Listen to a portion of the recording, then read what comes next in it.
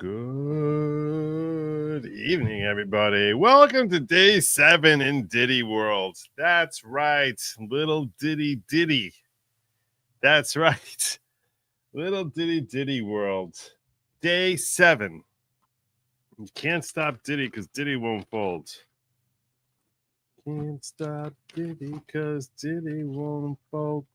All right, so yes, today I got there a little late again. I'm trying to adjust my sleep schedule because I don't like missing. I feel like when I was a kid, it feels like when I was a kid. That's what I feel like right now. That's what I'm experiencing. And I have no one to blame the way I did when I was a kid. When I was a kid, I had someone I could blame. So when I was a when I was a young warthog, school would end at 4 p.m. I went to private yeshiva. School ended at 4 p.m. Yak. That's my Rumble stream starting up. Look at that. So now I can see chat there in case I get a rant there. Good. Okay, so when I was a young man, school would end at 4 p.m. and we would take a bus, school bus, back home. At 4:30, weekdays, they ran reruns of Batman. I'm talking Adam West, Burt Ward, Batman. You know, Kit Carson as Catwoman. What was her name? There was the other one. They had two different Catwomen. They had Frank Gorshin as the Riddler. Some really, really talent that was far beyond what I was able to appreciate as a 7-year-old. So that ran from 4:30 to 5 p.m. Julie Newmar, that's it. Thank you, Wrestler Town. Yes, Julie Newmar. Burgess Meredith as the Penguin. Really crazy level talent for a pretty stupid parody show of Batman. Every time they would hit someone with a chair, you'd see Kazawi. Yeah, it was goofy entertainment, but it was perfect for a 7-year-old. Well, they always had two-parters. Every time, whatever the new caper was for the Cape Crusader, whatever it was they were trying to thwart, the first time that they would in episode A, it would end with them stuck in some death trap and left to die in some new inventive machine, like a sound machine which would pop their eardrums and kill them if from their own heartbeat sounds echoing or something like that. Every time it would end. That's how episode A would end, and then episode B, and then they would say, you know, are the dynamic duo going to be left with no ears? So tune in. Will Batman ever get out of this? How will Batman ever get out of this trap? Stay tuned tomorrow. Same bat time, same bat channel. And I'd be like, oh my God, how does he get out of that without his ears? Just, there's no way to get out of it. It was clearly a trap that was impossible for any person to escape other than Batman. But here's the problem. See, I told you we took the bus home. And the bus would leave 4:05, 4:08, and then it would stop. So I grew up in this little community called in Queens. And it would stop off in this other area to drop like a mile out of the way every day to drop off one kid from the bus who lived in that area before coming to the other area where all the rest of us lived, which that 5-minute, 6-minute detour meant that instead of getting home at 4:28, we would get home at like 4:37, 4:38. And the show would start at 4:30. So every time I'm watching an episode A, they get in the trap, and by the time I get home and flip on my TV, come running up the stairs, oh my God, is Batman okay? Flip on my TV, Yeah, they're already running around and doing their thing and walking sideways up walls, and people sticking their head out the window saying, "What's going on here?" They're doing. They're out of the trap. They're out of the trap. I don't know how they got out of the trap. I have no idea how they escaped from a single trap, because this was not just like a thing that happened that I was dealing with for 2 months, for 6 years. All right. I guess by the time I turned 11, I think I outgrew it. But yeah, for years, I had no idea how they got out of any traps. That's what I feel like now. I'm having deja vu with this trial, because what happens is we finish off the end of a trial day and we wrap up, and someone's in the middle of their direct, they're in the middle of their cross, and it's like, and then I have to get there when they first open up in the morning, and it's 9 o'clock in the morning, and I have to wake up like 2.5 hours before I'm going to get in. Whatever time I wake up, I'm not going to be in the courtroom for 2.25 hours at least, between prayers and travel time and stuff like that, and also uploading a short. It's 2.25 hours from the time I wake up and get myself out of bed fast as possible till I can actually, 2.25 hours until I'm able to get there, which means that I'm like, okay, look, for the first few questions, I can rely on inner city press. And what am I going to do? I'm like, there's no way around it. That was when they're starting at 9:30. It was tough. Now they're starting at 9 o'clock. I'm like, oh my God, this is crazy. This is crazy. That's what I feel like. I feel like I'm missing. I don't know what's happening the next morning. It's very frustrating, very, very frustrating. But I'm going to try and remedy this situation. I'm going to try to wake up earlier. I'm pushing myself and pushing myself and pushing myself. So, but for now, for the early part of the trial, I'm definitely, for what happens first thing in the morning, I'm definitely going to be relying on inner city press, because he's awesome and I like him. I know him and I like him, and he's a good guy. So before I get to that, Bella Stella gifted 5. I only heard that you didn't, because I didn't share audio. But God bless you, Bella Stella. Bring 5 new members of the following. Should I check who should brought in here? I should do that, right? I should probably know who's here. You have to know who's here. If you don't know who's here, then what are you doing? Who's here? Okay, see that? See that?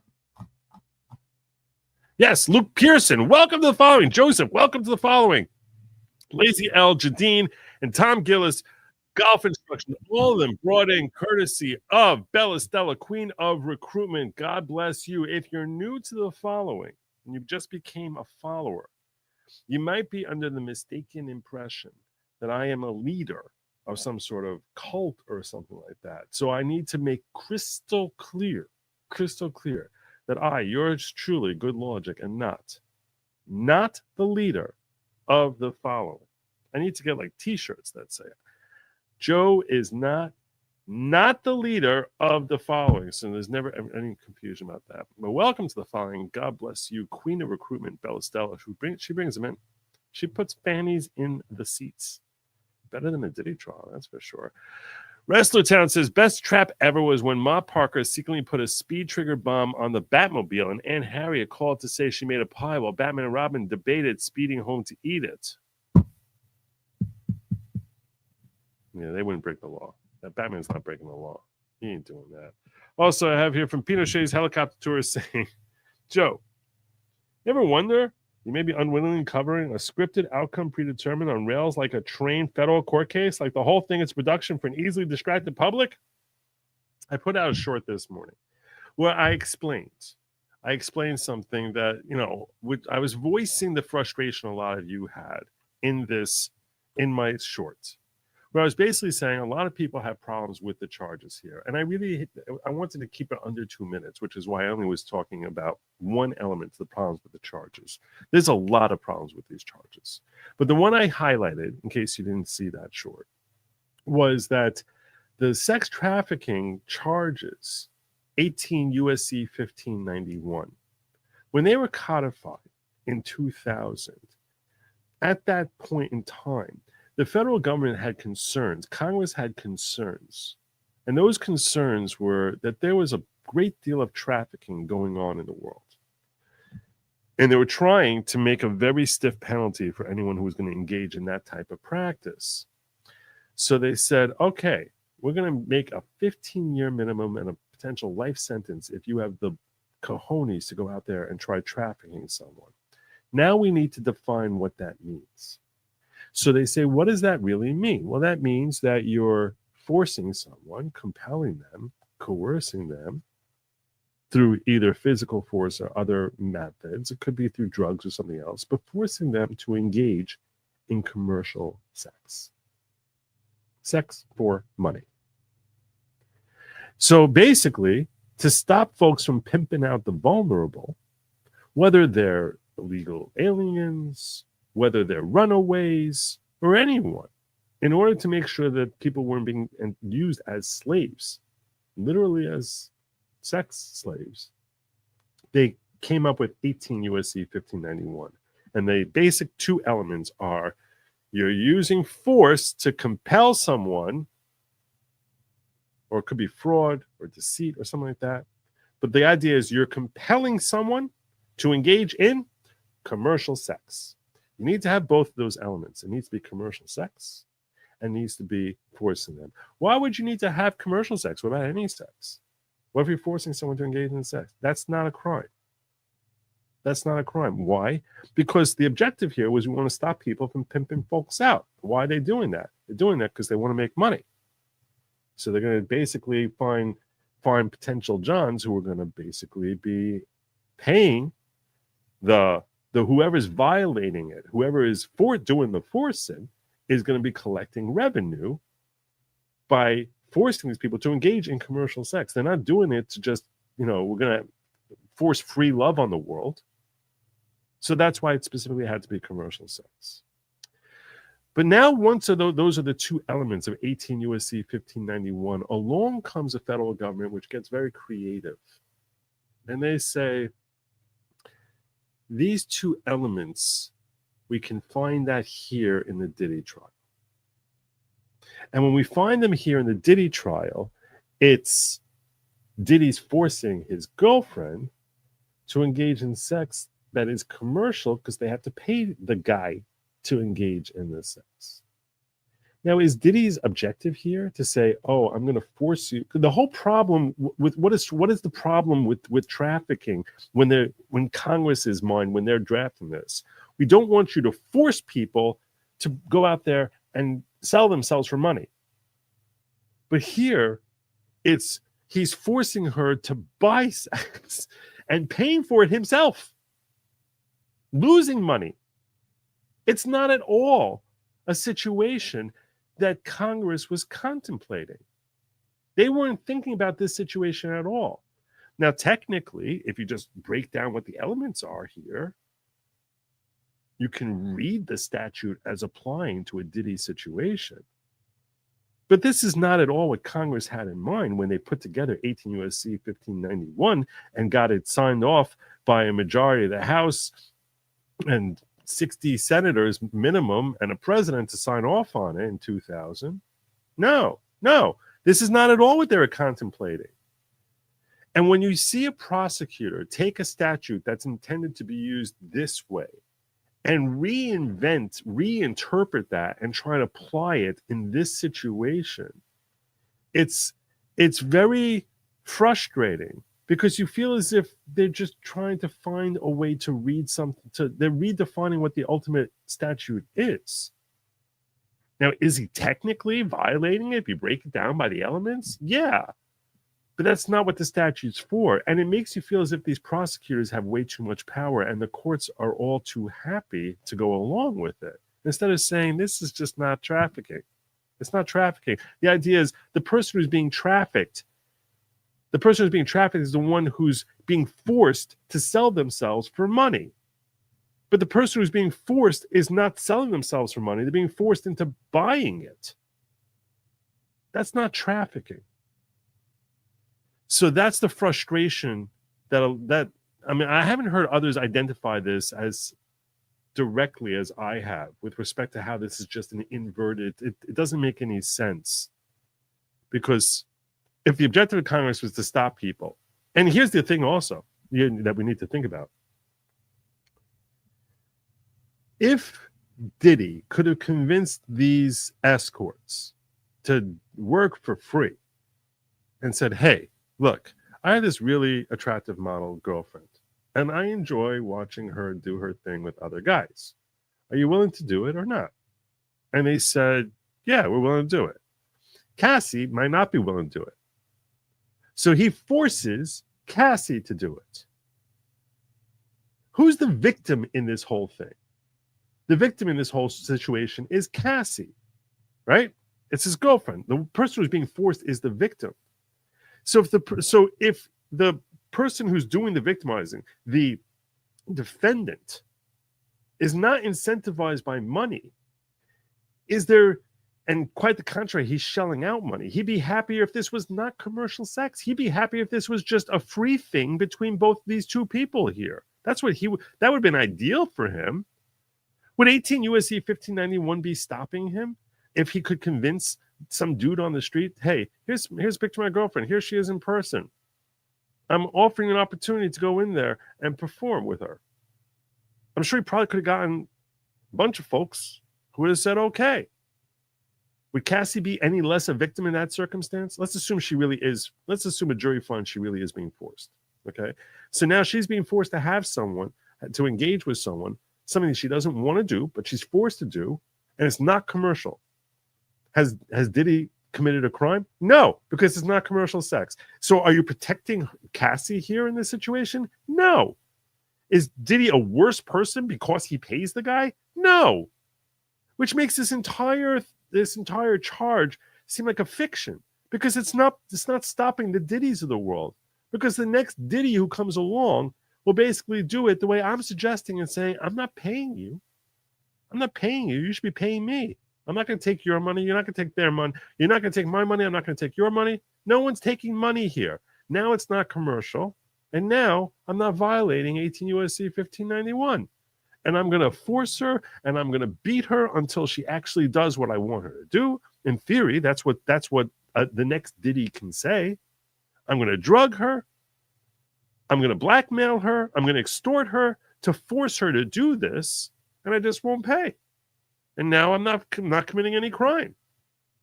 Because the commercial element, which is the heart and root of 18 U.S.C. 1591, it's the motivation for the trafficking, is not in any way genuinely related to the harm that's being done in this circumstance. And that's what makes this charge seem ridiculous. And that's why it seems kind of asinine that he could end up spending 15 years to life for these charges. And I'm saying this while I'm fully cognizant of the fact that any of us who watched the trial for the last 7 days cannot come out with any other conclusion short of the fact that Diddy is a monster and a terrible, terrible person. He is in my opinion about him, which I had no opinion on him a week and a half ago, other than he's probably a creepy blackmailer. But I was like, I don't care. I don't know anything about him. I really had next to nothing about Diddy. I hadn't even seen the video in the Intercontinental. My opinion on him from watching these videos, from hearing his own defense counsel talk, is this guy's a terrible human being. He's a freaking monster. He's an awful, awful human being. And still, just because he's an awful human being doesn't mean I like the notion of having some prosecutor come out there and just reinterpret a statute which is intended for a completely different type of scenario and see how can I use it to stick it on Diddy. It's wrong. I think it's wrong. And in that sense, I feel so indifferent about the outcome of this trial. I don't care. If they get a conviction, okay, he's a terrible monster. If they don't, okay, prosecution here, the way they're handling this from the charges they're bringing and the charges they're not bringing, they're pretty terrible people too. I don't like anyone here. Honestly, a hung jury would probably be the best thing here. Let's do it again. Do it again, because I don't like anyone. I don't like the process. I don't like the DOJ. I don't like Diddy. I don't like anyone here. So don't get me started on the RICO. Don't get me started on the charges that weren't brought. But that was just something I hadn't talked about. I broke it down to 2 minutes before, and I thought it's something that bears a conversation at the start of my coverage tonight, because people need to understand how these charges have been. It's really a perversion of what 18 U.S.C. 1591 is supposed to be. I renewed my free membership, now officially in the cult. Nice. You see, that's what Bella Stella does. She gets you in. Once you get a flavor, for like, oh, part of the following. It's not a cult, right? We're just a group of like-minded individuals. And oh my God, 10 more. 10 more individuals, courtesy of Queen of Recruitment here. 10 more. God bless you, Bella Stella. We're a group of like-minded individuals who are seeking greater personal growth through community, unity, learning, and thinking. There's nothing remotely cult-like about that. This is just, we're benefiting mankind. It's benefiting mankind, and I genuinely appreciate how Bella Stella helps bring folks along. Who are the 10 people who brought in here? Let me make sure I get that. Bella Stella, the Queen of Recruitment, has now brought in Patty Davenport, SV, Marcy Cruz, Brat Bag, NZ Family, Clove, Jackie Joy. I'm definitely missing someone. I got like 4. HR Biggs 120 and Nardo Polo. Welcome to the following. Please bear in mind that the following is not at all a cult type of cult. There's no Kool-Aid, no tracksuits that are mandatory, mild farm work, no dancing around bonfires in the middle of a forest while shocking off your clothing, no throwing virgins into volcanoes. It's in no way, shape, or form a cult. Type of cult. So, welcome, and God bless you, Bella. Thank you. The law was designed for pimps. Yep, that's precisely what it was. Let's get the pimps. Still a crime. It's a grappling to force people. Yeah, but apparently they felt like it wasn't enough of a crime.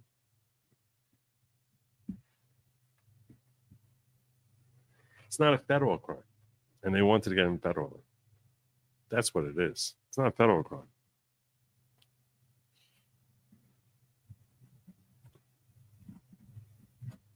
All right, let's get to Inner City Press and start running through here because I got to get some sleep at some point. All right, before the jurors come in, Agniflio, lead defense counsel, saying we oppose David James. David James was on the stand when we left last night. This was the bat trap that we were in. So David James is personal assistant to Diddy and told over a fascinating tale yesterday as to how it is that he got the job and the job application process. We're going to hear some crazy stuff that happened to David James. Testifying about the incident with Suge Knight. Now, the incident Suge Knight is that there was a fight, that Suge Knight was in some sort of, I don't know, some sort of musician battle. And I don't think it's a rap off with Diddy. And when he heard Suge Knight was at a diner that was like down like a mile or two away from his house, he basically, Cassie told us how he and his security guards packed up. And by that, she meant put on dark clothing and strapped up with guns and went down to the diner to deal with Suge Knight. David James, only white guy, like for miles. Only white guy who I think has ever been in Diddy's employ is there also. And you have to understand, he's like this nerdy little white guy. So how it is that he got the job, the reason he got the job is he really wanted it and seemed really good at it. Like really good at being a personal assistant, like really good at filling it. So I guess Diddy was like, all right, I'll take this white guy. So only white guy for miles now finds himself in some gangsta showdown. He didn't even know, we're going to see, he didn't even know there were guns in the property. Like he knew nothing. The next thing he knows, because he's Diddy's right-hand man as his assistant, he's got to go everywhere Diddy goes. He's like, what? Where are we going? So we're going down because Suge Knight is there. Who? Why? With guns? What are the guns? What? I have to go. And he's the guy you sort of picture, like the black guy's like pushing him aside, saying, "Stay in your lane. Keep your nose out of this." That's what we heard about yesterday. That they're always saying to him, "Stay in your lane." So I picture he's not the name is not remotely Jewish, but if you picture some nerdy little Jewish guy who like now is like, okay, guys, let's go. Excuse me, Mr. Diddy, you have an appointment with Oprah on Tuesday. Do you want me? He doesn't talk quite like that, but he was a door-to-door salesman. He just looks like it was. I was just envisioning this poor guy being dragged into a drive-by, wondering about some of his life choices. So we opposed David James testifying about the incident with Suge Knight. He's going to mention D-Rock, said he was a friend of Biggie Smalls. That's a decade ago, not relevant. Seems you're proving your cross. That's a judge's way of saying, I'm going to let it in, and you can bring that up on cross. That's not an answer, Judge. So David James takes the stand. Good morning. Welcome back. We're missing 4 jurors and maybe on the subways. Okay. Jurors arrive. Lawgic, who's doing the direct, because he's still on direct. What about physical violence between Mr. Combs and Cassie? You personally observe it? No, I did not. Do you remember a blog post? Yes, I was in LA when he came back from a club. And what did Mr. Combs say about that incident when he came back from a club? That someone was lying on him, saying he hit Cassie at the club. He went through my browser history in order to see what I thought about it. And no one had ever done that to me. It felt a little invasive. Did Mr. Combs give you instructions about Cassie? Yes, after he beat on her and locked her away in a hotel for a week, and she was not allowed to leave, is according to her testimony. And she said his personal assistant brought her food. He said to bring her food at the London hotel, some Roscoe's. What's Roscoe's? Some delicious fried chicken in Los Angeles. So we got to bring her Roscoe's and tell her she can't leave. You can't leave, Cassie, because Diddy seemed to be very afraid that folks would see that he had beaten on his girlfriend. What did you do for Mr. Combs in New York? I'd bring him applesauce, Jello, Fiji water, his toiletry bag with ointments, just for men. We bought 40 items so he wouldn't call us later. I get a key like at Trump International. I'd set up the medicine bag in the personal LV. What was that? What was in the medicine bag? Viagra, ecstasy, perks. How did you go about replenishing those supplies? I'd use my personal credit card. Bad boy paid me back. Who paid you back? Usually Bonds. Bonds is one of his security guys. Did Mr. Combs ever stay alone in the hotel? Never. Usually Cassie, sometimes other women. Did he ask you for things during his stay? He texted me for an iPod or food. Okay. Did anything strange ever happen? Yes, in Miami. He asked for an iPod from his house on Star Island. I drove it to his house and knocked. No answer. I had the key. I'd set up the room. What did you see? Cassie on a bed.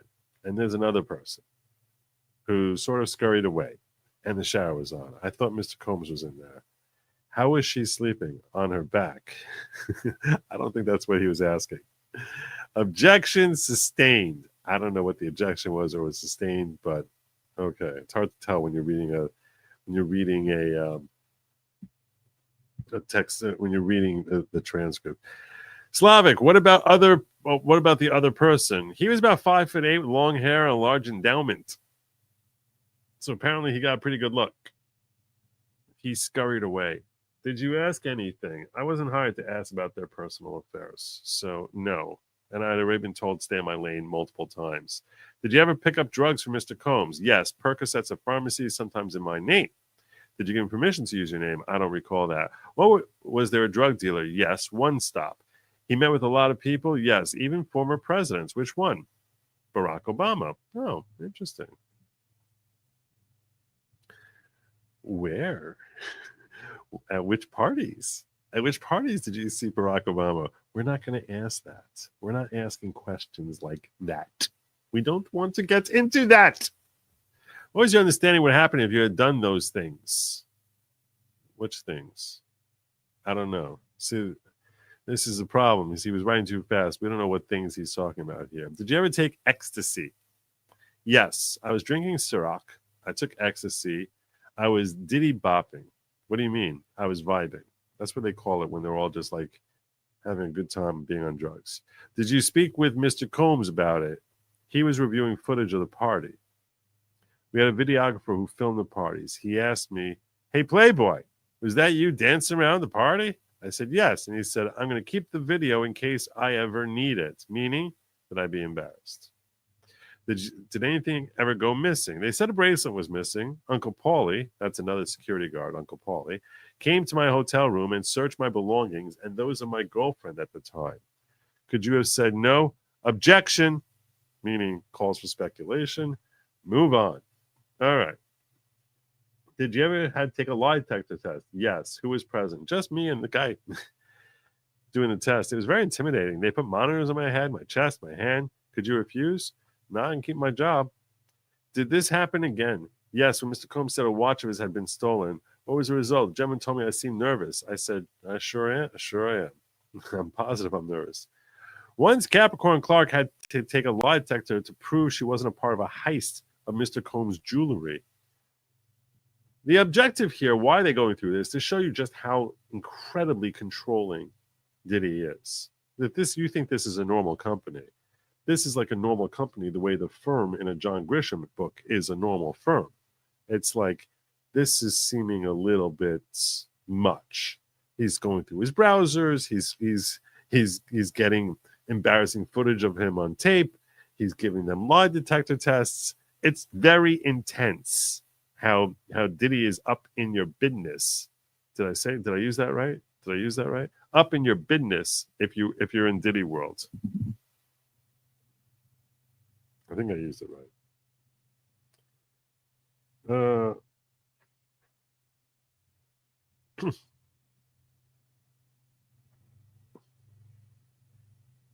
Pinochet says, I don't want to hear about the opinions of Congress in 2000. That's where he says otherwise about trafficking. Come on, Joe.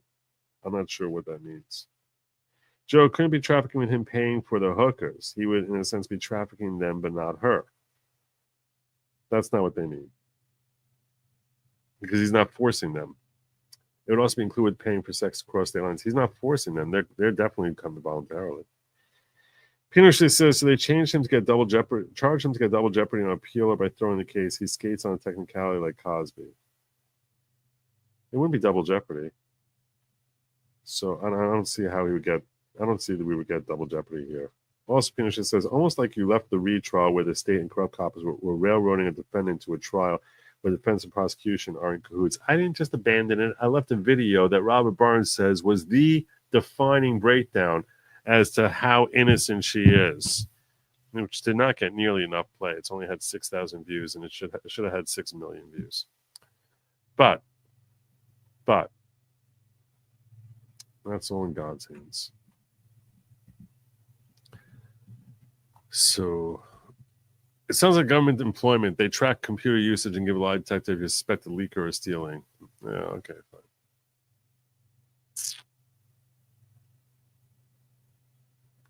The government's got state secrets. So it's a little bit different than, did you steal my watch? Was there an incident at Mel's Diner with Suge Knight? Yes, I drove there in a Silver Navigator to get cheeseburgers there. D-Rock said, that's mother effing Suge Knight. He went over and said, what's up? Suge didn't recognize him. D-Rock said, I'm Biggie's boy. What happened then? We noticed 4 black SUVs to different sides of the parking lot. I saw someone hand Suge Knight a gun. D-Rock said, we got to get out of here. We drove back to the house. What'd you find there? Oh, Cassie was crying because Cassie said how she'd been crying when she saw Diddy strap up. Mr. Combs got in a vehicle. I saw 3 guns on his lap. I felt calm because we'd been in a silver vehicle, now a black one. They wouldn't see us coming. What did you find at Mel's Diner? Suge Knight had left. Mr. Combs said, drive around the block. What did you decide? To leave the company. They offered me other positions, but I just wanted to leave. My life was at risk. No further questions. All right, Agniflio. You didn't tell us the first time. They told me to stop, to not say anything that would incriminate me. Look at the notes from your interview. Read it to yourself, then look up at me. Okay. How'd you recognize Suge Knight? I listen to hip-hop. Were you drinking or smoking pot? No, sir. Your mind was clear as could be, working 20 hours a week at 4 a.m., which is a fair answer. D-Rock opens his door. Suge Knight has a few cars over. Window open. Yes, window open. D-Rock says, I'm Biggie's boy, and then Suge recognizes him, gives him a dab. What's a dab? Handshake. Did you leave D-Rock at the diner? Why are you smiling? Because that's a crazy question. Why would I leave D-Rock at the diner? You didn't leave D-Rock at the diner? That makes no sense. I'm not asking what makes sense. I'm asking, did you? No. You say you saw Cassie, Mr. Combs? Yes, Mr. Combs told me to drive. You don't know where Mr. Combs got the guns, do you? I didn't know we had guns until then. Have you ever been in a situation like that? No. You didn't say, I don't want to drive to Suge Knight with guns? No. What exactly did you do before you got this job? I was a door-to-door salesman, then a personal assistant. Now you're going with guns to confront someone? It was not ideal. You knew how to get to Mel's Diner, right? I frequent there all the time. You've never seen guns before, right? Nope. This is a radical departure from your job description. Is that an understatement? It's the understatement of the day so far. Do you have immunity? Ask my lawyer. I have some kind of offer agreement. Proffer? You didn't tell anyone about this, only my wife. Did you meet with the government this morning? Yes, briefly, about what might come up on Cross. Did the Mel's Diner incident come up? Not that I recall. It's this morning. What did you talk about? Your style? I'm dying to ask what they said, but I won't.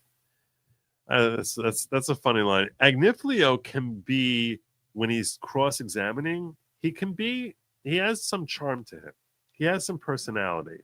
He can definitely display some charm. And this is an example of that, where he's like, I'm dying to ask you what they said, but I won't. He will, with most cross-examinations, he likes to have the witness feel comfortable with him. And he'll usually have them laughing a couple times. I have a few more mundane questions. I love mundane questions. Where did you travel with Mr. Combs? Ibiza, London, Saint-Tropez, which they pronounce Saint-Tropez. Where were these vacations? Business-oriented. What were you hired as? Personal liaison, but I was a personal assistant. He met a high-level roster of people. Second understatement of the day. Yeah, I would call Barack Obama not just a high-level roster of people. Why would you call that the understatement of the day? He met with a who's who. It was important that he be prepared for these meetings, right? Yes, it was important that he be on time. No, we changed meetings to fit his schedule all the time. When he didn't want to show up at a certain time. Diddy shows when Diddy wants to show. He had security because people wanted to touch him, right? Yes, in the airport, in McDonald's. Was he gracious? I don't think gracious is a word I'd use for Sean Combs. Did he sign autographs? No. You said he'd stay in the studio until 3 or 4 a.m. and you'd stay with him? Yes, it was common. What sort of things would he always want to have with him? Ketchup, for example. You're supposed to say hot sauce, but apparently it's racist to say that. Did you know he put applesauce on cheeseburgers? No, but I knew he likes applesauce. He liked Astroglide, condoms, and baby oil, but you didn't expense it through the business. Usually not. I was told he didn't want to run them through the company. He didn't want a record of them. When you bought the 8-ball of Coke on St. Tropez, you didn't tell Mr. Combs, did you? He was asleep. Tell me about your relationship with Roger Bonds. That's one of the security guards. We talked about Bad Boy as a family. What do you mean? Mama Combs called me her son many times. What's the mission? Make sure he's happy. That's what always the mission is with Diddy. Make sure Diddy's happy at all times. Was it fun? This is the same line of question that Agniflio went with Kerry Morgan, trying to say that people in his world, the government wants you to think it's toxic and scary and violent, and he's beating on people, and everyone's drugged up, and everyone's miserable and walking on eggshells. And he goes, and that's why he wants people to say it was fun, to try and basically tell the jury that the government's making a big deal out of nothing, like a couple of minor incidents. So everyone who comes up, who he crosses, he asks them, was it fun? I enjoyed it from time to time. What was your relationship with Chef Jourdan? Professional. Did you choke her? No. Objection, sidebar. What's the choking thing? You're not supposed to be asking questions like that, unless there's a reason to be asking it. Tell me what happened. Well, we were on Star Island. She told me where to take him. I grabbed her two wrists and said, stay in your effing lane. Was there a fallout? It was reported to corporate headquarters. Mr. Combs called me in. And he told me, you can't be putting your hands on women. He told me to give her a gift. This is Sean is lecturing his personal assistant about putting his hands on women. What did you give her? I rolled up a blunt and gave it to her. That's an expensive gift right there. Did she like it? It appeared she did. You were in a car with me, but I think the defense probably likes the fact that he's saying that Combs is advising people you can't hit women. You were in a car with Mr. Combs and who? Chris Lady. You've taken ecstasy? I'd party, sure. What were things like in the studio? Drugs? Yes, it's a creative environment. I didn't smoke when working with Mr. Combs, but he caught you smoking once. I thought he was in it for the light. I lit up, he came out, he said, "What are you doing?" I said, "Nothing." He said, "If you're man enough to smoke, you're man enough to tell me." I said, "Okay, I'm smoking." He said, "If I did it again, he'd fire me." How about when you picked up 2 prostitutes and had sex with one? Objection, 403. 403 is relevance. That's rules. That's federal rules of evidence. And yeah, that's not really relevant. Overruled. I guess the judge disagrees with me. She asked for $200. I called Bonds and asked, "What the hell?" She asked to take a shower. I said, "That's $200. Oh, she asked $200. I called Bonds and asked, "What the hell?" Then she asked to take a shower. I said, "Yeah, $200 for the shower." On that note, no further questions. Redirect. What about the incident in Alpine, New Jersey? To file a police report and say that Chef Jourdan had been the aggressor. So he was asked that with the whole thing that happened with Chef Jourdan, that he was supposed to file a report and claim that Chef Jourdan was the aggressor. That's what Diddy wanted him to do, but he didn't want to do that. So he drove around, told him and told Diddy he made the reports. What have we asked you to do? Tell the truth, nothing further. Recross. You lied to Mr. Combs about filing the police report? Yes, nothing further. Could we have a break? Okay, so what happened there was he actually said, I was there for this part of it, the very end of James' testimony. What happened there was he said, I was not going to file a false report with the police. Diddy wanted me to. So I drove around for an hour and then told him I went to the police station and filed a report, but I just didn't file any report at all. So there you go. There you go.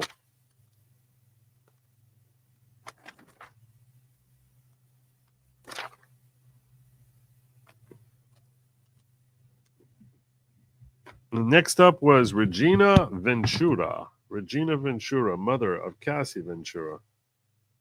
Just making sure I didn't miss anything here. Okay, we're good. All right. It's pathetic that I have to check. I check Rumble this way.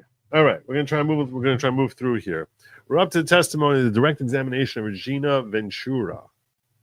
And there's a surprise I'm going to have for you on the cross of Regina Ventura. Just you wait.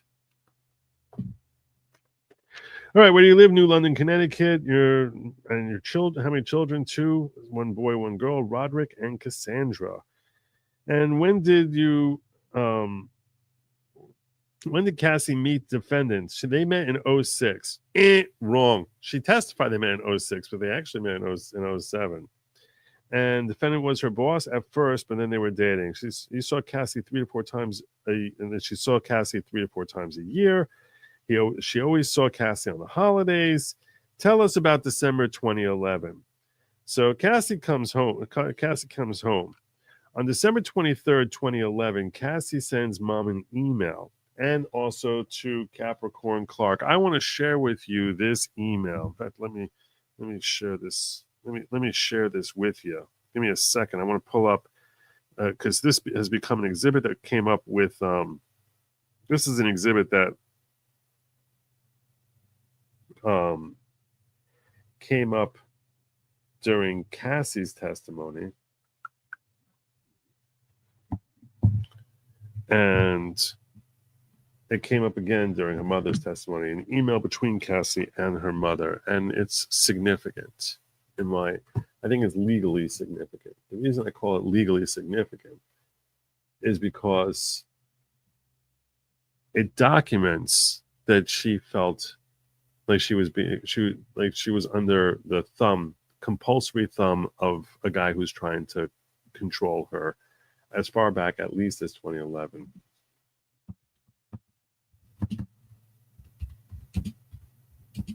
She sent this. Capricorn Clark and her mother. So, and she was asked to read the email.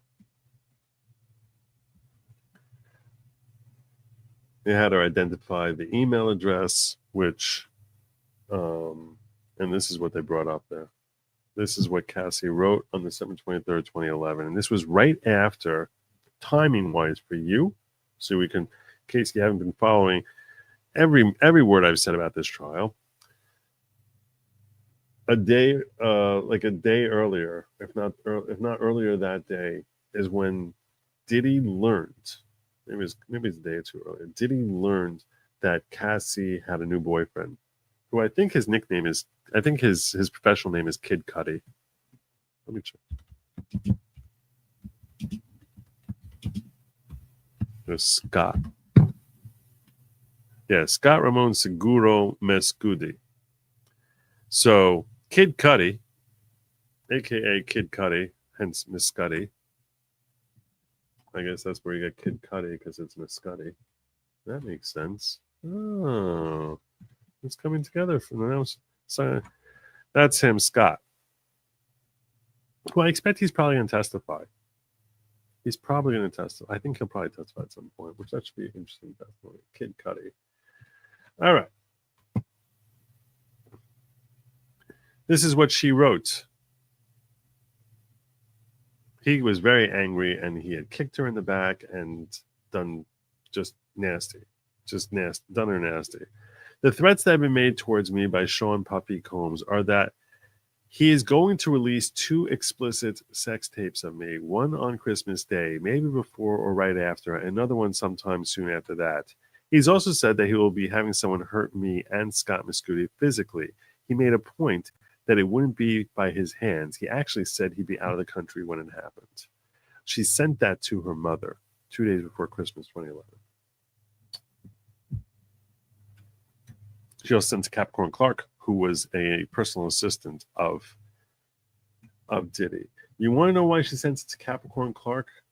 She didn't express it quite like this. I don't remember her explaining why. Capricorn is the one who told her after Diddy went nuts on her. And the way Diddy found out about this whole situation is, according to Cassie, she's in a freak off, and Diddy starts going through her phone, finds an email from Kid Cudi, wherein he says, "Make sure you bring your toiletries to my house." Figures out what's going on, and lunges at her with a wine bottle opener clenched between her fingers. She flees, gets away. I guess he probably was pretty high on drugs. So she manages to get away and goes into hiding. So the only one she'll talk to is Capricorn Clark. Capricorn says, go down to the studio or the office, wherever, and to this place of business. I'm not even sure if this, I assume it was in California. I think this was in California at the time, and talk to him. And she said, I went there figuring that there are people there and be safe. Well, she ends up in the back office with him, and he ends up doing, by Diddy standards, low-level violence to her. He was basically saying he was going to kill her and release the tapes. Release freak-off tapes that she thought had been deleted. And as she's walking out, he kicks her in the back and left a mark there on her back. And then she sends this email to Capricorn and to her mother, which is very helpful, turning this into something that's at least memorializing that she's being threatened and extorted by Diddy. And her mother at this point, when she sends an email, has no idea about the abuse, has no idea about the violence, has no idea about the freak-offs, has no idea why there would be explicit sex tapes of her daughter. But that is what her mama got. And that's what she testified to. She went through it. And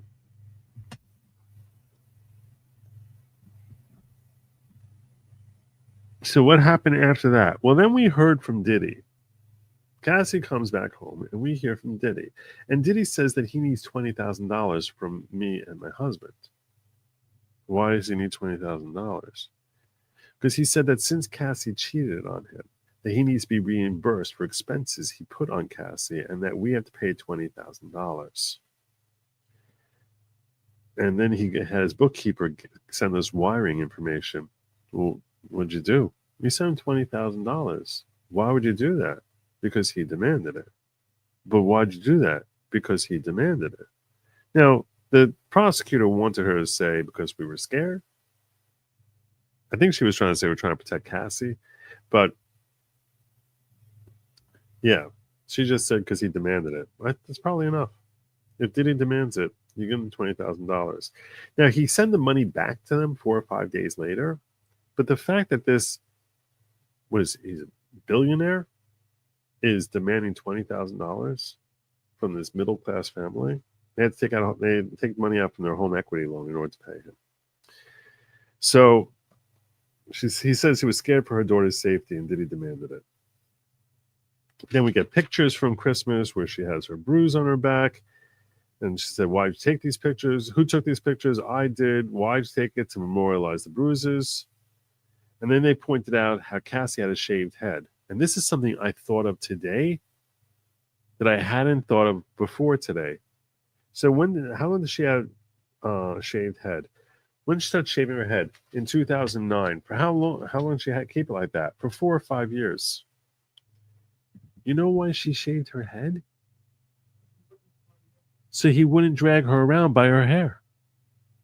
She never testified that. I don't know how this didn't come up. I'm speculating now, as I feel like, I'm an investigative journalist as I'm hearing this. I think she was shaving her head and keeping it like completely, like basically like fuzz. I think she was doing that so that he wouldn't pull her around by her hair. It's crazy. Crazy.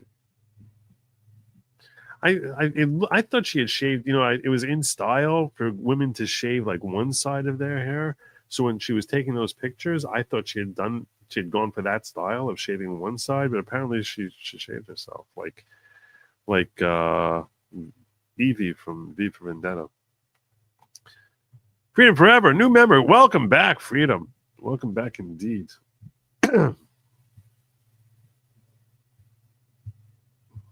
Let me see. Oh, here it is. Is this it? I'm making sure I'm not missing any rants here.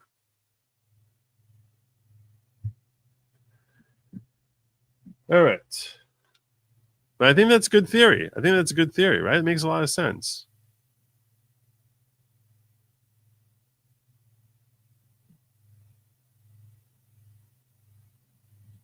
Joe, she said that he saw it and liked it, so she did. I missed that part of her testimony. Maybe that was in the first half hour that I missed.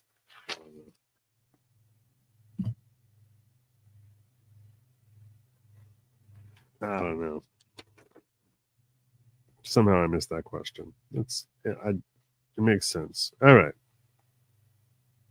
Then she talked about a blind item, which is like a report on these gossip things where they basically say that some guy, there was a blind item about Cassie assaulted in a car, and Cassie said it was not her or the defendant. And this is when that it was basically reported about a famous guy who beat up a famous musician who beat up his girlfriend in a car, and that she had asked Cassie about it, and Cassie lied to her and said it wasn't her, but she later learned it was.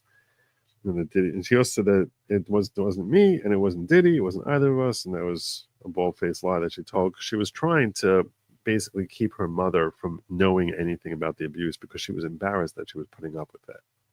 So she would regularly lie to her mother about it until she got to a point where she's like, my mom's about to see some of the sex tapes, and that's going to kill her if I don't give her some heads up about what's going on here. Tell us an incident with Nia. So Nia was in the defendant's kitchen. The defendant said to Nia, "What are you laughing at?" And she was shaken, and she went shaken and pale, and she left the room. This was at some point. She didn't really specify when. Was there anything significant that happened in August 2016? Yeah, Cassie's 30th birthday. And so Cass told me that he had stolen her phone. So I went and we were outside Cassie's house down in the drive-through area, and I started yelling at Diddy, saying in front of D-Rock, his security guard, and I was screaming at him and trying to hit him, saying, "Give her back the phone." And D-Rock was holding me back. And finally, he gave me the phone. And what did he do next? Well, then he stole her car. How do you know? Because next thing I know, I get the phone back, and I look back and I see her Jaguar being pulled out. Oh, all right. Nothing further. That's the stories from the mom about the controlling Diddy the controller. Agniflio stands up and he says, "Good morning, Miss Ventura. I have no questions for you." And sat down.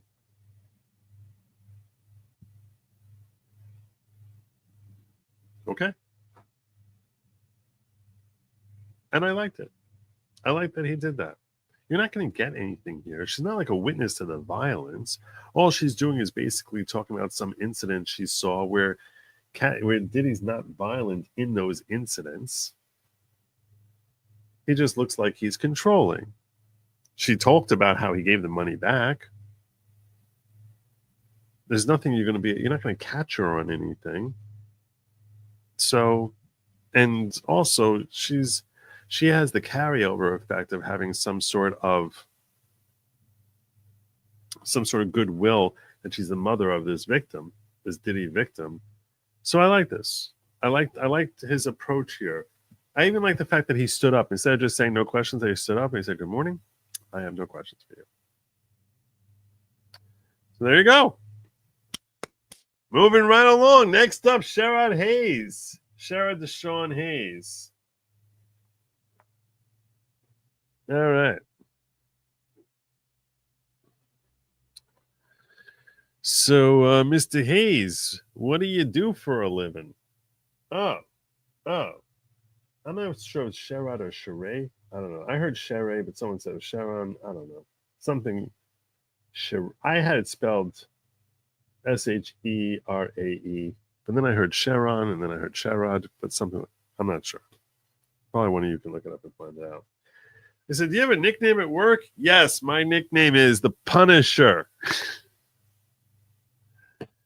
And my entire room I'm in there is like, yeah. The entire room. Because when Cassie was going through the list of different folks who Diddy was allegedly compelling her to engage in coitus with for money, their money, not his, they went through the pictures and they went through the names of everyone. And the name that sticks out, when you're hearing one guy is Derek and another guy is David and another one is whatever, not Sean, and then you hear the Punisher. Trust me, the only name you're really remembering there is the Punisher. I'm gonna cut to the chase on the nickname the Punisher. I'm just gonna tell you this. He said he got that nickname from basketball. He said in basketball, we all gave each other nicknames when I was playing ball. And that was the nickname that stuck with me, the Punisher. So I just used it professionally. And then he created a website because he's an exotic dancer. And his exotic dancing website was called getpunished.com, which is funny. It's funny. All right. Being forever saying, "Thank you. I'm studying the scriptures, praying, taking macro photography of flowers, and listening to you to keep some normality to my life." Well, I don't know how listening to this stream is going to help your normality. I'm sorry about that. I'm sorry. I'm very torn about going through this. I don't want to talk about this.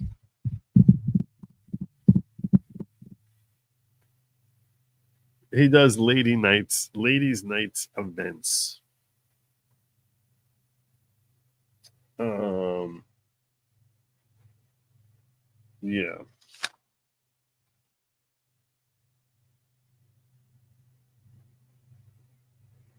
This is really a local stream.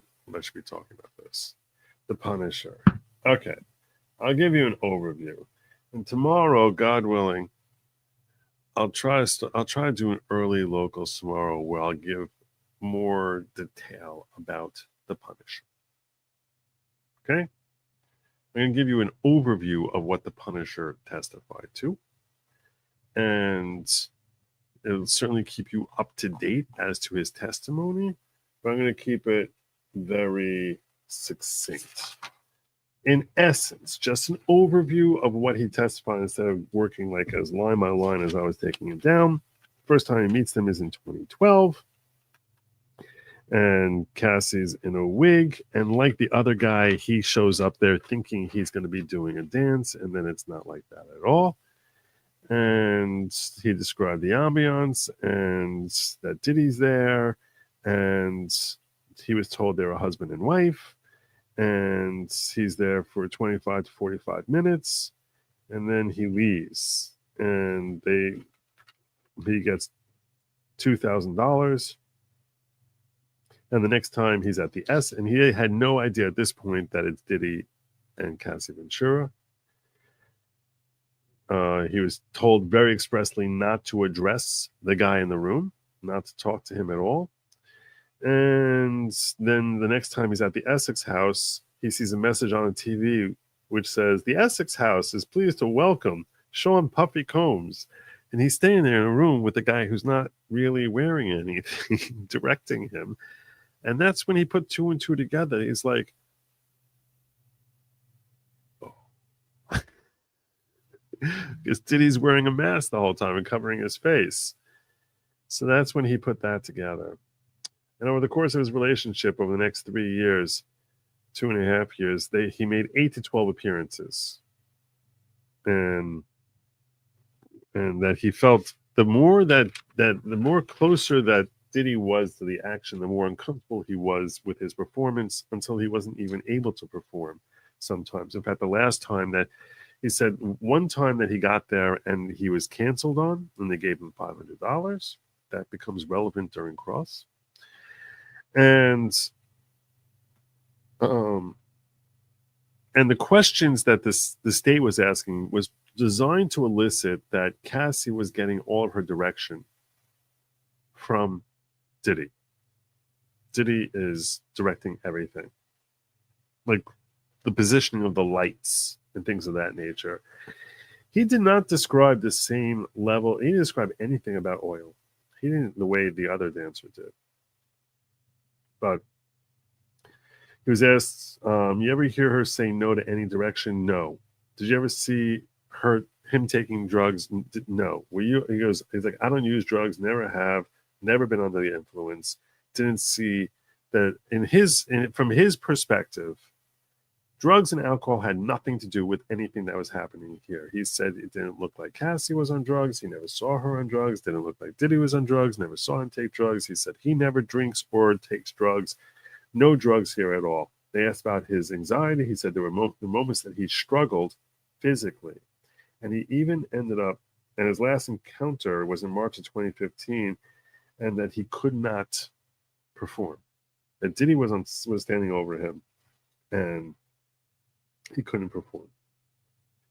And he finished up and they thanked him and for his discretion. And then he had a feeling they were never going to call him again because he felt embarrassed that he couldn't perform. And sure enough, they didn't.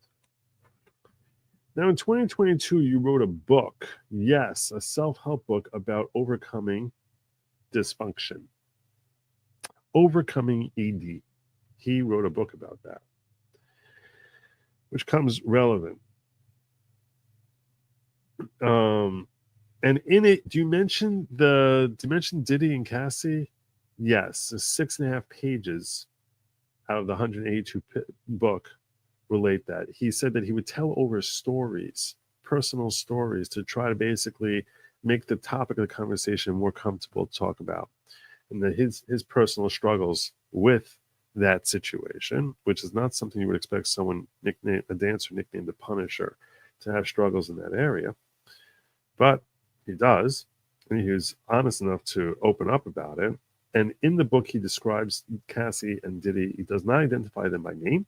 He's just sharing over. And then one time I had a husband and wife who called me down to a hotel.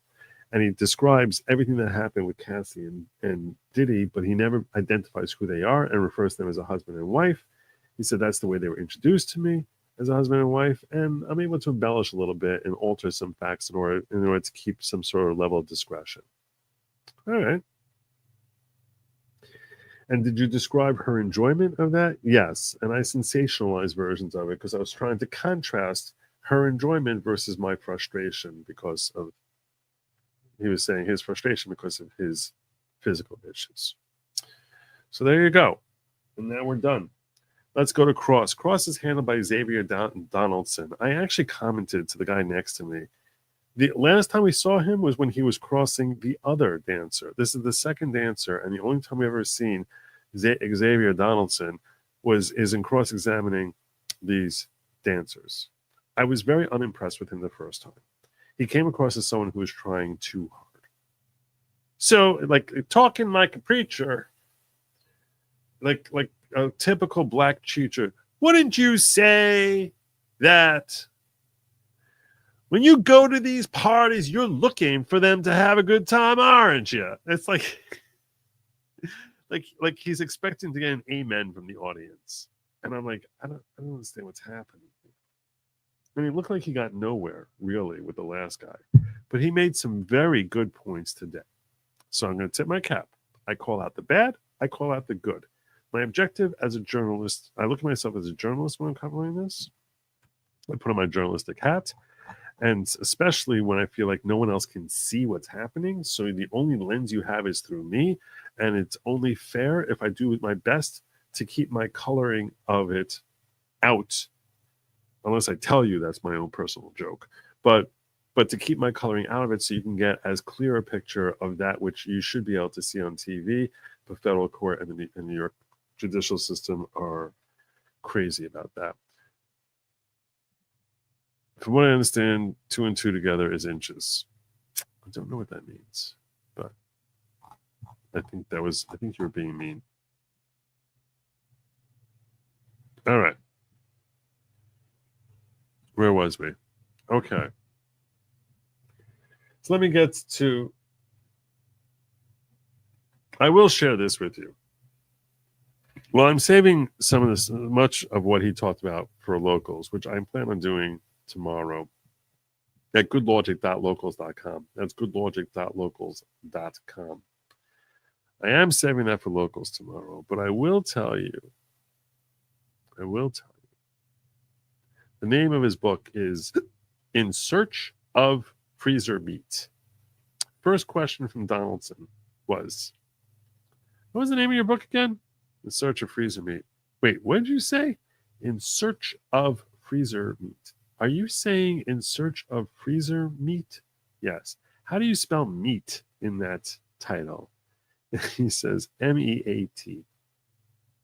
In search of freezer meat.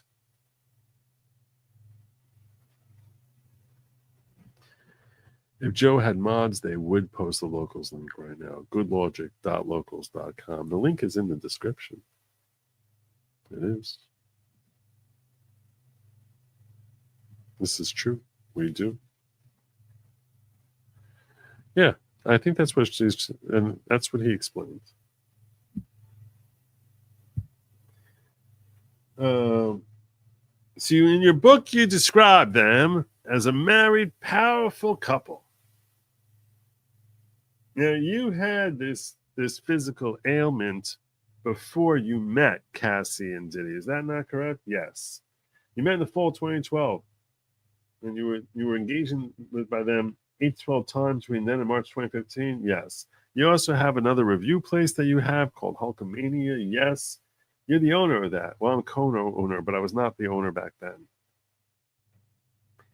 Now, people there rent out the services of exotic dancers. Yes, back then. And you've been doing this since 1995. Long time you've been doing this now. Yes. You dance for hundreds of thousands of people, with hundreds, thousands of women. Yes. And then he got a little bit more technical stuff. I'm going to say for locals. I'm going to make a note here.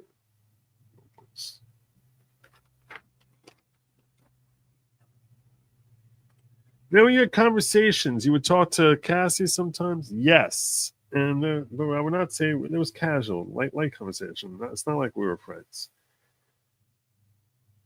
And he basically was saying, and then he's like 12 times, and you started having feelings for Cassie, didn't you? That is not correct, was the response. Not correct. You didn't? No. But you thought you were special, like you were the only one they were doing this with. That's true. I thought I felt special that I was chosen for her birthday. That was what I told it was, that of all the people they could have chosen, that they saw my picture and chose me. So that made me feel special. And you had feelings for her. Not correct. Okay, well, you told the government about meetings, meeting with Cassie, yes. You told the government you developed feelings. I think you're taking that out of context. And I will tell you this, the Punisher, he seemed as straight as an arrow in telling the truth. Like, he has no incentive here. He's like, no. He's like, you're really taking it out of context. He said, you're taking it out of context. He did not sound, if you read in the transcript, when you read something like that, you don't know if he sounds defensive or not. He did not sound remotely defensive. So now when you're doing this whole thing and you're touching and you're doing this and that, you have experience doing this for 25 years. No, I don't have experience doing this for 25 years. What I do is dancing. What I was doing with them is a very different thing. I don't have experience in that for 25 years. Not what they were having me do. So what you're doing, what I do, he's like, when I perform, it's mostly supposed to be a joke and it's fun and it's very light. And this was much more of a sexual type of situation. But when you do that fun thing, you try and read the room, right? Yeah. And over time, you get good at reading the room, right? I mean, you understand, like, someone doesn't want you to touch them, you're not going to go near them, right? He's like, yeah, I would never go near someone who didn't want me to. Right. Okay, fine. So in order to know if you're going to be dancing with someone, you're going to be reading the room, reading their feelings, picking up on cues that they're giving you as to whether or not they're comfortable or not. He's like, yeah. I have 25 years experience gauging women reacting to you. Are they comfortable with you or not? He's like, yeah. And the whole time you were with Cassie, you never picked up any cues that she was uncomfortable with you, did you? No, I never did. Boom. Look at the way he walked down to that until all of a sudden he got where he wanted to be. The point that that question there is a key question. They want to make it, the state wants you, the jury, to believe that she was this unwilling participant who's all uncomfortable. Well, here's this guy who's an expert at telling when women are uncomfortable around him. And he's saying that he got no cues at all that she felt uncomfortable. I thought that was a great line of questioning. One of the best lines of questioning that I've seen throughout this trial. And that's why, even though I thought he looked like a joke in his first line of questioning, I give a very significant tip of the cap. I like the way you walk down there. Everything seeming nice and normal, no one realizing exactly where you're going here until all of a sudden, boom, here's a little nugget that can help us basically say that she's not really compelled here. She's not really being controlled. All right. Now, you said that he would give you both directions. Yeah, quiet directions. And once that started He'd say, do this, do that. Yeah. And she's having a good time with you, right? Yeah. You're having a good time? Yeah. She's having a good time? Yeah. Wait, you're having a good time? He's like, I'm just there to do my job. But again, he's walking into like, he's basically playing this guy off on his ego to some degree. She's having a good time with you, isn't she? And asking more intimate questions designed to basically show that Cassie is a willing participant here. And if she's a willing participant, you have to ask yourself, how can it be trafficking? So he actually said, he goes, it's not clear she was enjoying it. There's only one time that I thought she was enjoying it. One time that I can put my finger on that this time she was enjoying it. Where basically he had started, and she seemed, there's one particular time he was identifying. I'll save that part for locals also. That's more of a locals, that's definitely a locals conversation.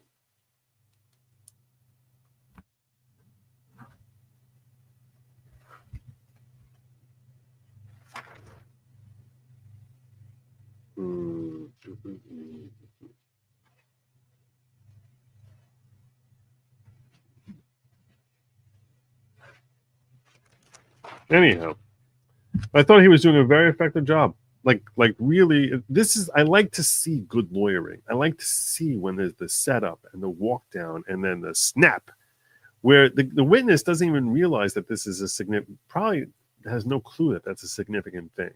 But if you're the state or you're the defense or you're even the jury, you're probably like, oh, well, that's interesting to take note of. And I think that that's, and when you get there slyly, I sit there and I'm like, well played, counselor. Well played indeed.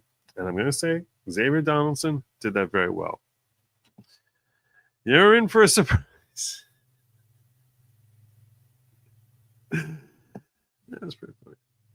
That's pretty funny. It took a week to pick a jury.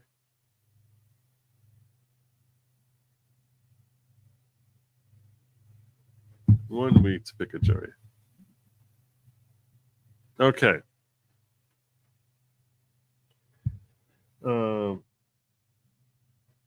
And then we get to the next part, which I thought was really, really good that he did, which is he said, so now you tell us that there's one time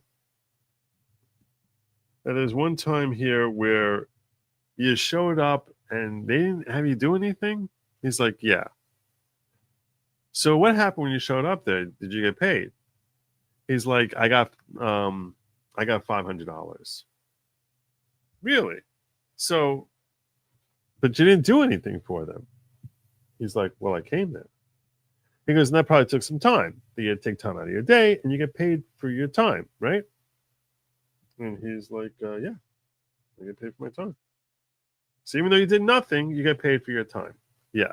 This was a great point. The reason this is a great point is because he's trying to say, because the defense in their opening statement made the comment that with respect to the interstate, the charges 4 and 5 of interstate transport and to engage in illegal sexual activity, and that they're specifically talking about porn stars who were shipped across, male porn stars who were shipped across state lines, flown across state lines.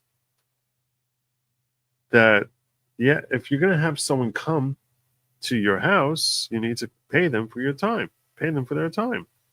And if you're paying this guy for his time, so similarly, when they're importing someone from out of state, they're making an appearance fee, they're not being paid for the point that the defense wants to try and sell to the jury is they're not being paid for the sexual encounter. He's being paid to be here. And once he's here, there's going to be a sexual encounter. But not that he's being paid. Compensation is not for that. The money changing hands is not for coitus. It's for them taking the time to come. And you pay an appearance fee. That's what they're hoping will work. I don't love that argument, but they likely don't have anything better. on redirect, so that was, he's like, and he finished off, he goes, and you never saw Cassie under the influence of any drugs, right? Never saw her looking intoxicated or drunk. Nope, never. And you ever see any violence there? Nope. You ever see anyone filming you? No, never saw that. All right, thank you very much, sir. I wish you success on your book. I have nothing further. Like I said, I felt like that was a great cross. The only better cross may have been a Dawn Richard. That was a great cross of Dawn Richard, but I thought this was a really good cross in the sense that he's not even, the cross of Dawn Richard is to make her seem not credible. Here, this is like a jujitsu move. I'm not trying to convince the jury that he's not credible.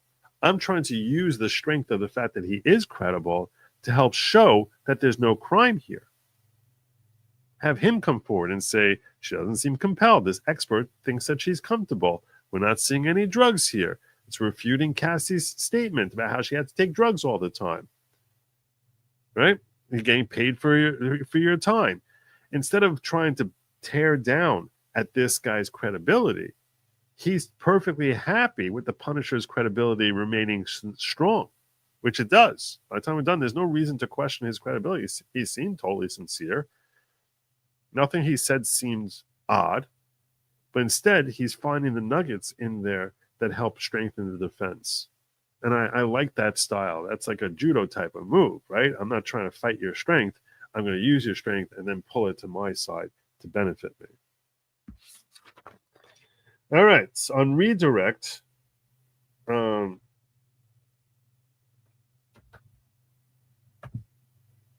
so we got, this is a bit of a locals thing. Tomorrow, definitely locals here.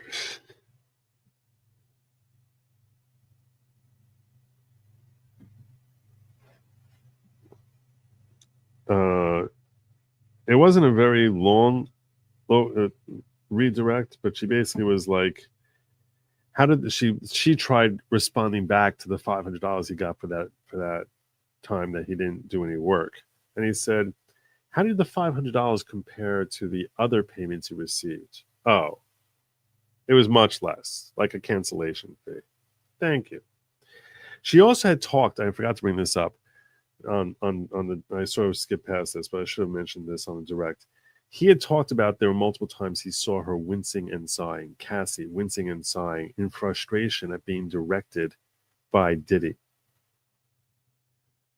And you said, let's go back to the wincing and sighing. And he said, she seemed to have a consistent awareness and perception to what Diddy desired and wanted. Like, that's a massive, a significant thing there. And there was a cross, but another cross back. I'm going to save that for locals. Okay, tomorrow, 12:30 already. And then we get to Special Agent Jake Gannon. This is the last witness we had. Special Agent Jake Gannon is the guy who oversaw the raid on Diddy House. Special Agent Jake Gannon. I will tell you that the guy describing all the evidence they seize in a house is probably the part of the most boring testimony that we're going to get in this trial. So I'm not going to belabor this. In fact, I'm going to try and wrap this up in the next 3 minutes, even though I got 2 pages here, because it's boring. It's really, you're sitting there and he's basically describing, he said that he was in Miami, human trafficking group. He took training in how to search homes. I didn't bother taking notes on that. On March 25th, 24, he goes to 2-Star Island, which is Diddy's house, 2-Star Island Drive with a search warrant. And that he was responsible for the planning and the tasking of agents and for managing the search. He brought 80 to 90 agents due to the size of the property and security measures that they were concerned about. Property is 20,000 square feet. He had 25 armed members with him. They went in first and cleared the property, which meant that they They barreled through in an armored car through his gates. He's like, that's the way we do it. We went at 3 p.m. because we wanted to wait until we heard he was leaving. He was going out of town, and we didn't want to have a direct confrontation with him. We go to Star Island, and they show him a picture of Star Island. Can you describe it? It's an area where rich people live. There's a 2-lane highway to access it. There's a pier behind the property. They show it to him on Google Maps. Should I pull it up for you on Google Maps so we can take a quick look at it together? 2-Star Island. Let's look at it up. Let's check it out on Google Maps. Google Maps. He said that's how he found it. And that's how he showed it to his team.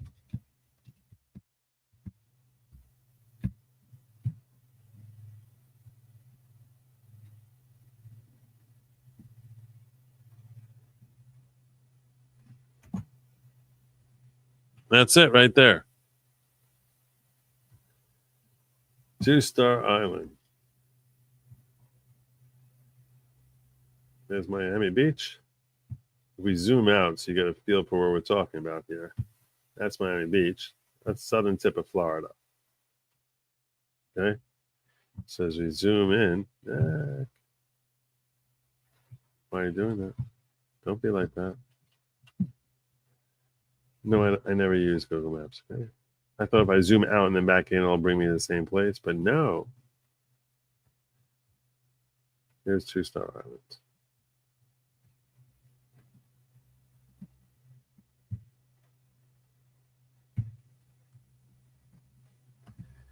Zoom in closer. Back.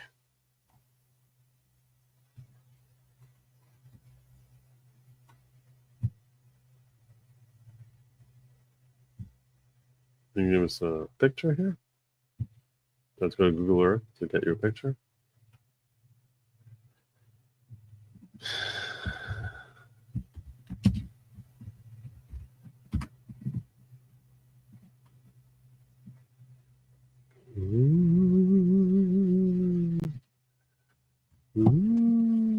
Get started. Just give me an address.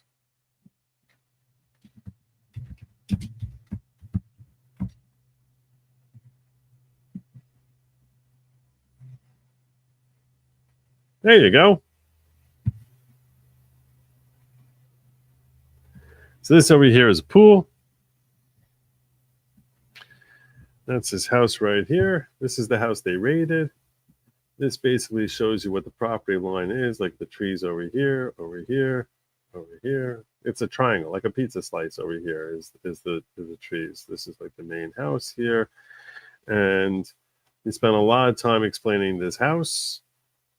He said this is where the main entrance is over here into the main house. And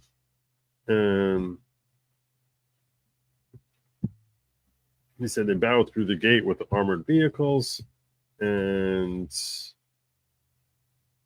it was unclear where all that is. He had tons of pictures of the property. That's the pier in the back, which he calls a little pier. He said we secured the pier to make sure no one was going to come in or go out of the property while we were there, and make sure everyone stays safe. And then I started assigning people different rooms. I gave each room a letter, and I said, go find the evidence that we're supposed to be looking for here, which he never really specified what evidence they were looking for, but he checked the condition of the property, and he assigns 2 agents per room, and they start bagging evidence and bringing it back to the van. He spends most of his time at the van, people bringing him evidence. The only time he would leave that area is when people weren't sure, should we take this as evidence or not, and he would go check out what they were talking about. And the next day, he was reviewing the evidence and separating it by category. Like, okay, here's our lube stuff. And basically, he said, "What did you find?" They give him a sketch of the island.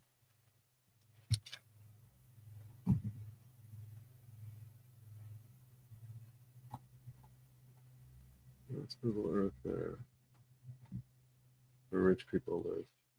It looks like there's like 40 properties on the whole Star Island. This is where the 2-lane highway comes off. Let's see there. You basically come in 2-Star Island and it's also there's a gate here in order to get through here. This is a gate over here. You have to get access to it. They brought in 80, 90 people, so the guy at the gate there was probably like, "Oh, Diddy's friends are here." Anyway, Google Earth is so cool, isn't it? It's so cool.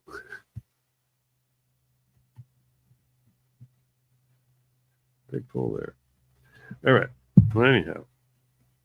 And basically, what evidence did you get there? We got lube, lots of lube, high heels, lingerie, and parts of AR-15s. What about all the tapes? What happened to the tapes? Weren't there lots of tapes? Why don't we hear evidence about the tapes? I want to hear about the tapes. Why is there no talk about the tapes? Agent Gannon. That's not relevant to this trial. Why don't we hear about all the tapes? Maybe he's going to talk about that. I don't know. Spent a lot of time breaking down the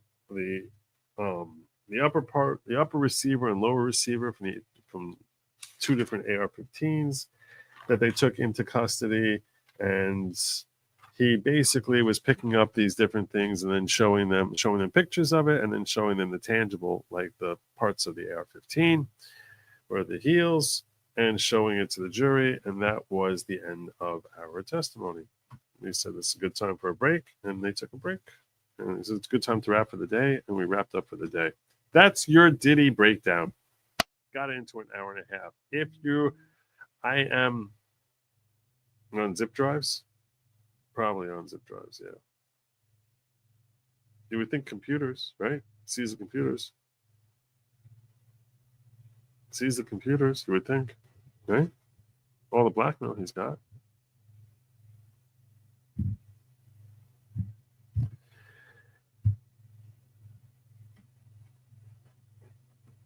All right. I know it's digital. I'm not, I'm a podcaster, right? I mean, I do understand the concept of a recording a video being digital. I'm there. Okay. I'm there with you. You guys are funny. Tomorrow, I'm probably going to be doing my Diddy stuff before I do my regular evening show, which means I'd be starting much earlier, like at 9 o'clock or so. I'm going to try that out. 9 or 9:30 is when I plan on starting my Diddy coverage. So if you're only here for the Diddy coverage, you need to follow me at goodlogic.locals.com. That is goodlogic.locals.com. The link is in the description, so you can find it pretty easily. But I will just put it here and ask if you can all like and subscribe. I would appreciate it. I'll put it here in the chat as well. This is where you can find for free all notifications. Now, sometimes I have added bonus content there, which if you can't afford it, I'll hook you up and take care of that. But this is where you can get all notifications of where you can find me, of where I'm going to be, when I appear somewhere or whatever. Although that reminds me, I need to put something up about my Nate appearance, but I'm going to take care of that. All right. I need to get some sleep because I got to wake up in 6 hours. So I thank you all for joining me. I'll see you all tomorrow. Make sure you hit the bell for all notifications so you don't miss anything. You don't miss anything. You don't want to miss it. You don't want to miss it. Things are about to start getting good, or so they say. Good night, my friends, and as always, Godspeed.